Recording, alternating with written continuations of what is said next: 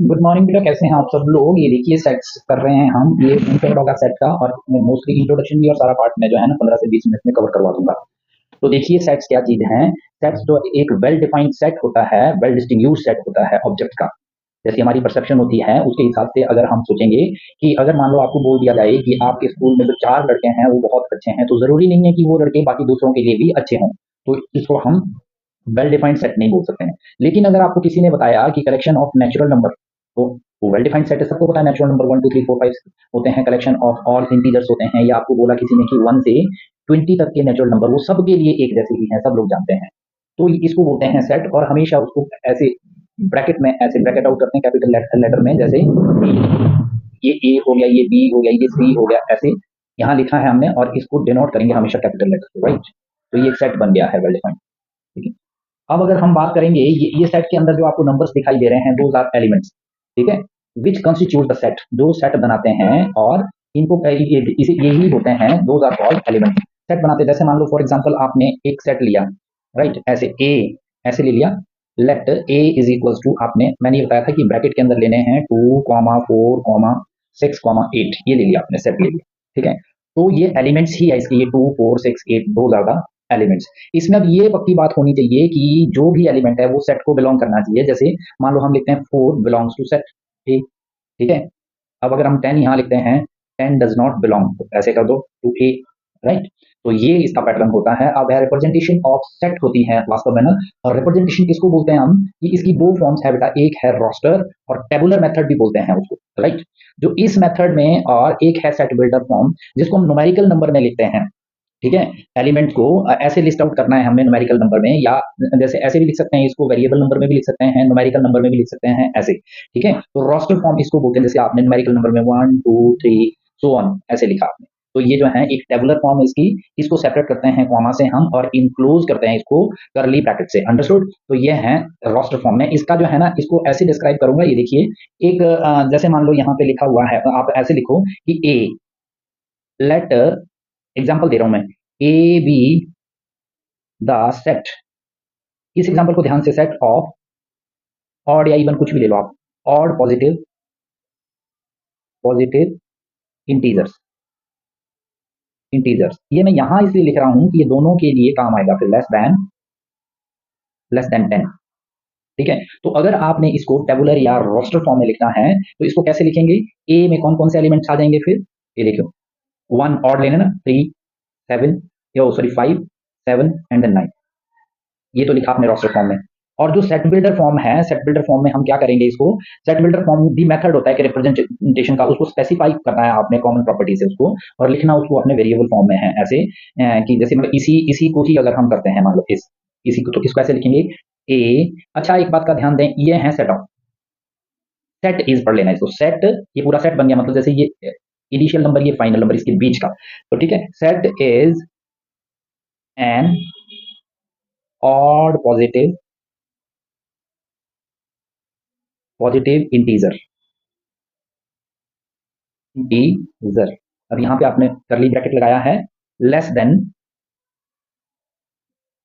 तो ऐसे लिख लो, ये integer x is less than 10, इसको क्लोज। ये देखो है, इसका मतलब ये 1 3 5 7 लेस देन 10, ये an odd positive integer less than 10। बस आपने इसको, ये आपने रोस्टर फॉर्म बोलते हैं इसको, और इसको हम कौन सी बोलते हैं, सेट बिल्डर फॉर्म बोलते हैं। आगे ये बात समझ में, एक एग्जांपल और भी ले सकते हो आप, जैसे मान लो स्टैटिस्टिक्स है, ठीक है। ऐसे स्टैटिस्टिक्स लिया आपने, तो अब आप कैसे लिखोगे इसको, रोस्टर फॉर्म में कैसे लिख दोगे। अगर आपने इसको रोस्टर फॉर्म में स्टैटिस्टिक्स को लिखना है, तो आप क्या लिखोगे, STAIC, नंबर रिपीट नहीं होने चाहिए, एलिमेंट सारे आगे से, ठीक है जी, स्टैटिस्टिक्स। और अगर आपने इसको सेट बिल्डर फॉर्म में लिखना है, तो कैसे लिखोगे इसको, अच्छा बी, ये सेट आपने ए लिया था, इस सेट को आप बी ले लो, ये बी सेट को आप कैसे लिखोगे, ऐसे लिखोगे, set is letter of the word, statistics, बस, ये सेट बिल्डर फॉर्म होगी। अब फाइनाइट और इनफाइनाइट सेट क्या चीज होते हैं? जो फाइनाइट सेट है, फाइनाइट सेट किसको बोलते हैं? जो which consist of only finite number, मतलब जो काउंटेबल नंबर है, जिसका कोई ना कोई जो है सर्टेन एंड होता है जिसका। जैसे आपने फॉर एग्जांपल आपने इसका एग्जांपल ऐसे लिया, जैसे ये सेट है 1 2 3, ये फाइनाइट सेट है क्योंकि इसकी लिमिट है कोई ना कोई, ठीक है। ये फाइनाइट सेट है। ये वॉवल्स ले ली आपने, ए ई आई ओ यू, खत्म हो गई यहाँ पे। और अगर आपने इनफाइनाइट सेट का एग्जांपल लेना है, मान लो इसी को ही सेट कर रहे हैं आप, तो इनफाइनाइट सेट होते हैं जिसका कोई स्पेसिफाइड एंड नहीं होता है। जब आप when you are eliminating it won't come to the end, when you are counting ये एंड तक नहीं आएंगे बेटा। तो कैसे होंगे? 1 2 3 एंड सो ऑन, ठीक है जी।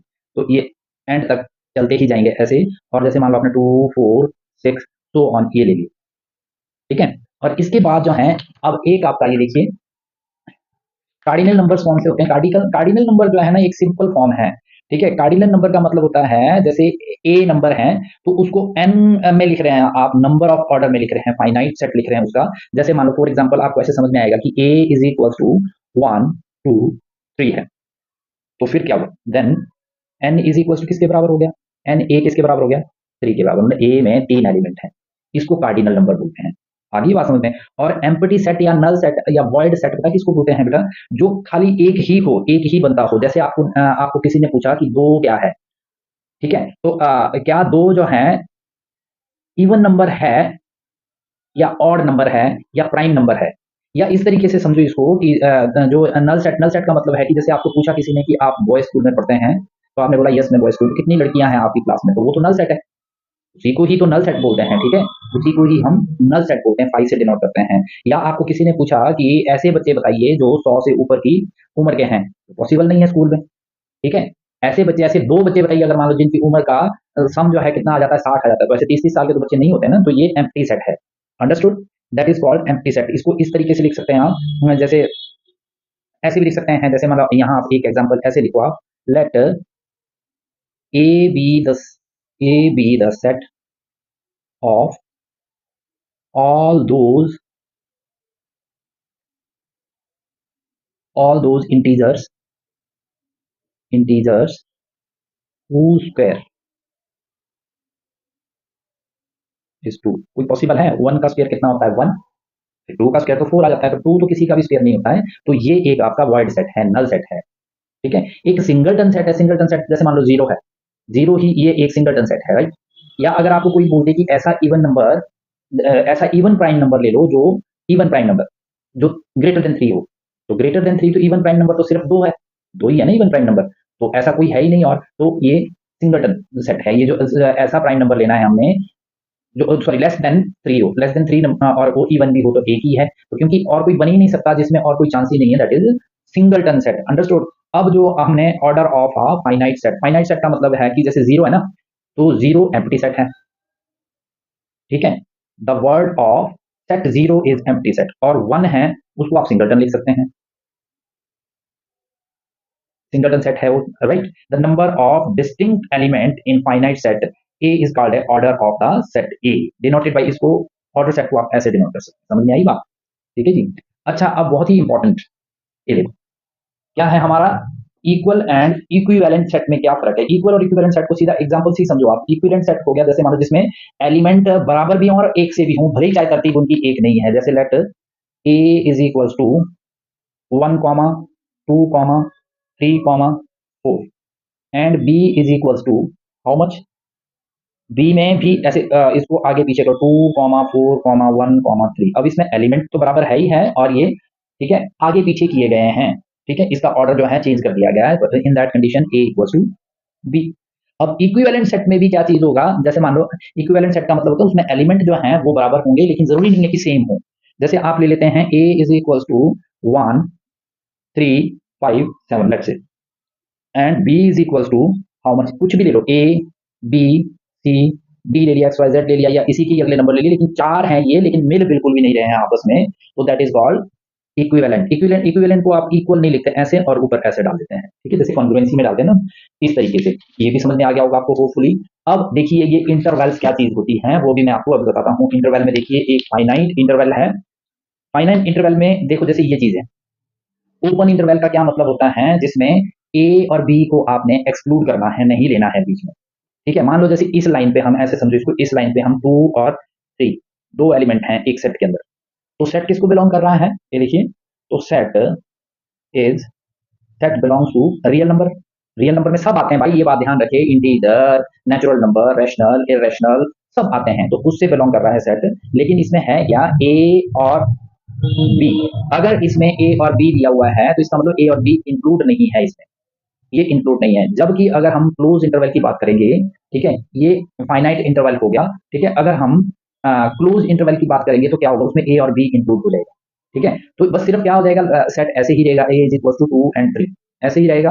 ये देखो, सेट तो वही है, बिलोंग्स टू आर ही है, लेकिन अब की बारी से हमने इसमें क्या ले लिया, ए को भी ले लिया और बी को भी ले लिया। जैसे 2 3 4 5 6 है, और 2 और 6 के बीच में अगर आप फाइनाइट सेट ले रहे हैं तो फिर ये जो ना, ये ओपन सेट होगा, ऐसे ओपन ओपन इंटरवल लेंगे आप। ठीक है, ये सिंबॉलिकली ऐसे रिप्रेजेंट करते हैं और ग्राफिकली हमने इसको ऐसे रिप्रेजेंट करना है। अंडरस्टूड? तो इसमें हम इसमें तो हम ये चीज नहीं ले रहे हैं, इसके बीच का सारा ये रेड पोर्शन ले रहे हैं। ठीक है, इसमें ये भी इंक्लूड कर रहे हैं और ये रेड पोर्शन भी ले रहे हैं। अब अगर हम सेमी क्लोज बोले, सेमी क्लोज का मतलब है कि हो सकता है एक में हमने ऐसे x बिलोंग्स टू एक साइड का ले लिया, ठीक है, x belongs to real number, तो ए तो हमने ले लिया, इधर हमने ए ले लिया और बी नहीं लिया, बी एक्सक्लूड कर दिया, ए इंक्लूड कर दिया। उल्टा भी हो सकता है कि बी ले लेंगे और ए को एक्सक्लूड कर देंगे, ऐसे बी ले लेंगे इधर, ऐसे ऐसे लगाना नीचे। तो ये जो है सेमी इंटरवल होता है, तो क्लोज वाले को हम ऐसे लिखते हैं और ओपन वाले को हम ऐसे लिखते हैं। ग्राफिकल रिप्रेजेंटेशन हालांकि है सबकी, यहाँ से इनफाइनाइट नंबर ये भी ले सकते हैं हम, यहाँ से ये भी ले सकते हैं, लेकिन ए और बी के बीच का हम सेट ले रहे हैं बेटा, तो आपको ये भी समझ में आ गया होगा। अब ठीक है जी, अब ये भी हो गया।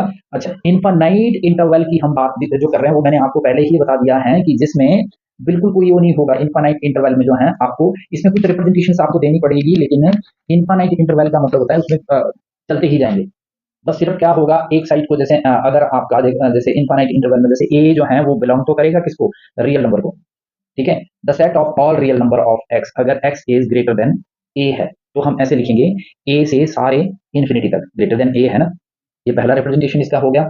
ये अब सिंबॉलिकली कर रहे हैं हम इसको, ठीक है, सिंपल से कर रहे हैं। और दूसरा, अगर आप ऐसे ले लोगे, एक्स आपने इस तरीके से लिया कि एक्स जो है set of all real number x that x is equal to, अब ये भी लेना है बीच में, तो x is equal to A, तो तब इधर से आपने ये वाला ब्रैकेट लाना है, ठीक है, क्लोज, और इधर से भी ये वाला ब्रैकेट लगाना है। इस बात को बहुत ध्यान रखना है आपने। अब की बारी से हमने किया है, एक्स भी लिया है, ऊपर वाले में हमने एक्स नहीं लिया था, ठीक है। और अगर ऐसा है कि x is such that x is less than a, तो फिर इनफाइनाइट की तरह a से नीचे वाले नंबर लेंगे हम, इनफाइनाइट, राइट, ऐसे लेंगे, इधर ये ब्रैकेट लगाएंगे, इधर को ये वाली ब्रैकेट लगा देंगे। अंडरस्टूड? जहां ये चलती जा रही हो खुली ब्रैकेट लगाएंगे ना वहां पे, अंडरस्टूड, जिस साइड पे चलता जा रहा है और जिस साइड को बंद है उस साइड को ये क्लोज ब्रैकेट लगा देंगे, ठीक है। अब अगर x, ये कब की कंडीशन थी, अगर लेस देन थी, ठीक है, और इस बार जो है अगर आप ऐसा कर रहे हैं कि x को भी इंक्लूड कर रहे हैं, तो तब आपने यहाँ इंक्लूड नहीं किया था a को, यहाँ आप इंक्लूड कर रहे हैं a को, मतलब a से ऊपर के सारे है, तो इसका भी ऐसे ही बनेगा, लेकिन a उसमें इंक्लूड नहीं होगा। अंडरस्टूड? तो इसका भी ऐसे ही बनेगा अगर ऐसा है। अंडरस्टूड? तो अब ये है रिप्रेजेंटेशन रियल नंबर की। और अगर रियल नंबर, अगर मान लो हम एक्स इंक्लूड कर रहे हैं तो ये आ गया। और अगर रियल नंबर इंटरवल जो है कोई, मतलब इसमें कुछ the set of all real number लिया, मान लो ऑल रियल नंबर, सारे रियल नंबर ले लिया आपने। रियल नंबर में तो सब आएंगे, इंटीजर्स भी आएंगे और अपने नेचुरल नंबर भी आएंगे, होल नंबर भी आएंगे, रैशनल भी आएंगे, इरेशनल भी आएंगे, सभी आएंगे। तो जितने भी लाई कर रहे हैं इसके बीच में इन्फिनिटी माइनस से लेकर इन्फिनिटी प्लस, ये जो है इनफाइनाइट इंटरवल की बात कर रहे हैं। अब सबसेट मतलब एक पूरे सेट के अंदर से अगर आप छोटा सा सेट निकाल रहे हैं तो उसको सबसेट, जैसे ए है अपना, मान लो 1 2 3 4 5, ये सेट है, इसमें से आपने ये जो है इसका सबसेट होगा। 1 2 भी हो सकता है सबसेट, 1 भी हो सकता है सबसेट, 1 2 भी हो सकता है सबसेट। मैं आपको बताता हूँ क्या तरीका है इसका, ये इसका सबसेट है। लेकिन एक बात, कुछ बातें इसमें बहुत ध्यान रखने योग्य है बेटा, जो हर सेट होता है ना, every set is a subset of itself, मतलब ए का सबसेट भी हो सकता है, ये की पॉइंट है। ए का सबसेट भी हो सकता है, कोई और तो हो ही सकता है, ए का सबसेट होता है फॉर ऑल ए, अगर सारे ए एलिमेंट दिए हुए हैं दूसरे वाले सेट में। और नल सेट हमेशा ही, नल सेट मतलब 5, नल सेट हमेशा ही सबसेट होता है एवरी सेट का।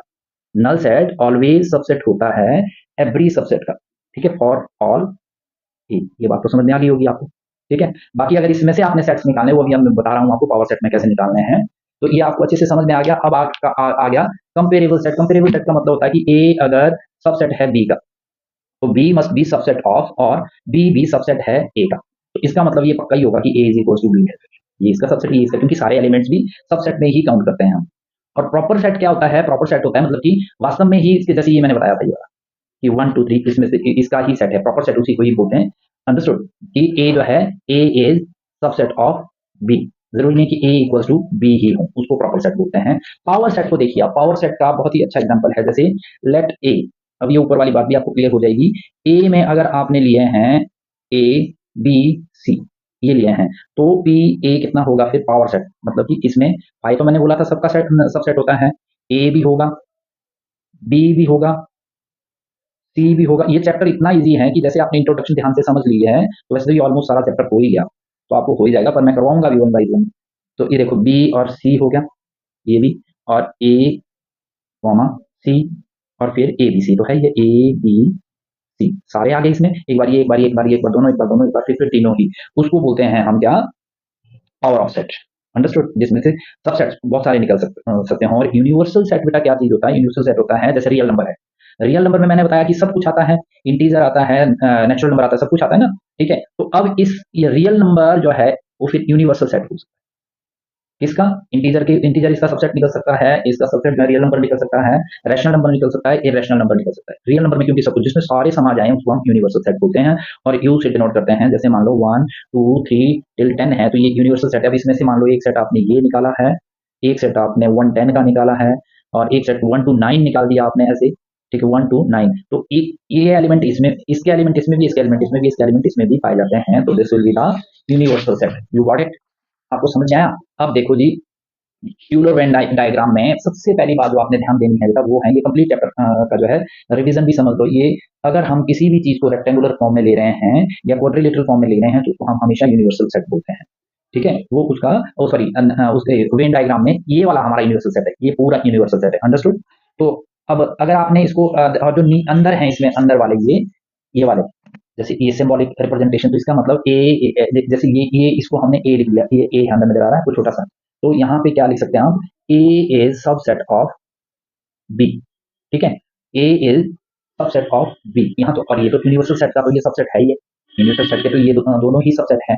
तो क्या जो वेन डायग्राम में ये चीज बताई गई है कि मान लो जैसे आपने यूनियन लेना है, यूनियन, तो यूनियन में ये सारा आ जाएगा सब, ये सारा, इसको आप जो है ना, इस सब को आप शेडेड कर दोगे, इस सब को, वो यूनियन हो गया। यूनियन का मतलब होता क्या है? जैसे एक सेट में 1 2 3 है, दूसरे सेट में है मान लो 4 5 6, तो सारे एलिमेंट हमें इसमें लेने पड़ेंगे। फर्स्ट करो यहाँ 3 भी है, तो 3 को आप एक बार ही लिखो भले, 1 2 3 4 5 6, इससे मिलकर जो है इसका ए यूनियन बी हो जाएगा, ए यूनियन बी हो जाएगा। यहाँ भी यही चीज है, देखो ये पर ये सारे ही ले लें हम तो ये यूनियन हो गया, वेन डायग्राम से ऐसे समझाया। अंडरस्टूड? तो ये ए, ये बात समझ में आ गई। और इंटरसेक्शन पॉइंट होता है, देखो ये वाला, सिर्फ ये अंदर वाला, तो इंटरसेक्शन पॉइंट यहाँ देखो क्या बन रहा है, 3 बन रहा है ना, इसमें भी है और इसमें भी है, that is intersection point, that is intersection point. Union भी हो गया और आपका इंटरसेक्शन भी हो गया। वेन डायग्राम से इसको हम समझा सकते हैं, इंटरसेक्शन पॉइंट ये है और यूनियन पॉइंट जो है वो ये है आपका। Is it clear? अब डिफरेंस ऑफ टू सेट्स, जैसे ए के एलिमेंट्स हैं, ए के एलिमेंट्स हैं और कुछ बी के एलिमेंट्स हैं, ए में है 2 3 4 5 6, ठीक है, और बी के एलिमेंट्स हैं कितने बेटा? 2 and 3, लेट्स से 2 and 3, तो ए माइनस बी क्या हो जाएगा? 2 और 3 बी वाले इसमें से खत्म करने पड़ेंगे, सिर्फ ये आ जाएगा 4 5 and 6, सिंबॉलिकली ऐसे कर सकते हैं। और डिसजॉइंट सेट हो गए जो एक दूसरे से बिल्कुल भी नहीं मिल रहे हैं, ठीक है? जैसे एक में ले लिया आपने vowel A E I O you, और एक में ले लिया आपने 21 के 21 कॉन्सोनेंट्स, ठीक है, कॉन्सोनेंट्स बी से लेकर जेड तक ले लिया आपने कॉन्सोनेंट्स, तो ये डिसजॉइंट सेट है, इनका अलग अलग मीनिंग है, आप एक दूसरे से ये रिलेट नहीं कर पा रहे हैं। ये बात समझ में आ गई आपको?